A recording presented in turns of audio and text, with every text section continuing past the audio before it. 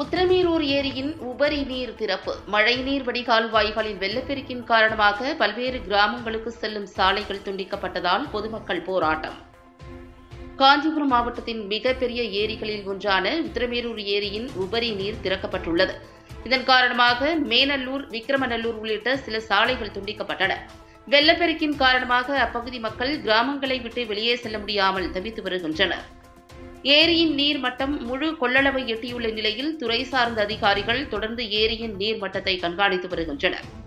காஞ்சிபுரம் மாவட்டத்தில் மிகப்பெரிய ஏரிகளில் ஒன்றான உத்திரமேரூர் ஏரி முழு கொள்ளளவை எட்டியுள்ளதால் ஏரியின் பாதுகாப்பு கருதி முன்னெச்சரிக்கை தடுப்பு நடவடிக்கையாக ஏரியில் உள்ள 2 பேரிடர் கால மதகுகள் நீர்வளத்துறையினரால் நேற்று காலை திறக்கப்பட்டுள்ளது. அப்போது விக்கிரமநல்லூர் பகுதிக்கு செல்லும் நீர்வரத்து கால்வாயில் வெள்ளப்பெருக்கின் காரணமாக விக்கிரமநல்லூர், மேநல்லூர் செல்லும் பாதைகள் துண்டிக்கப்பட்டன. அப்பகுதிகளைச் சேர்ந்த கிராம மக்கள் நகர்ப்புற பகுதிகளுக்கு செல்ல முடியாமல் தங்களது வாழ்விடங்களிலேயே முடங்கி கிடப்பதாக வேதனை தெரிவிக்கின்றனர்.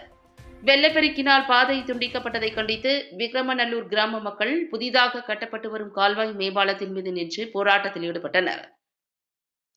தகவல் அறிந்த உத்திரமேரூர் வட்டாட்சியர் சுந்தர், வட்டார வளர்ச்சி அலுவலர் சூர்யா ஆகியோர் சம்பவ இடத்திற்கு விரைந்து போராட்டத்தில் ஈடுபட்ட கிராம மக்களிடம் பேச்சுவார்த்தை நடத்தினர்.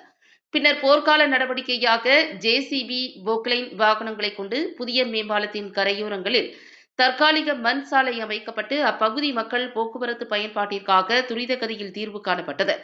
இப்பணியின் போது உத்திரமேரூர் இன்ஸ்பெக்டர் ஜெயவேல், உதவி ஆய்வாளர்கள் சண்முகம், ரவி, செல்வராஜ் தலைமையிலான போலீசார் பாதுகாப்பு பணியில் ஈடுபட்டிருந்தனர்.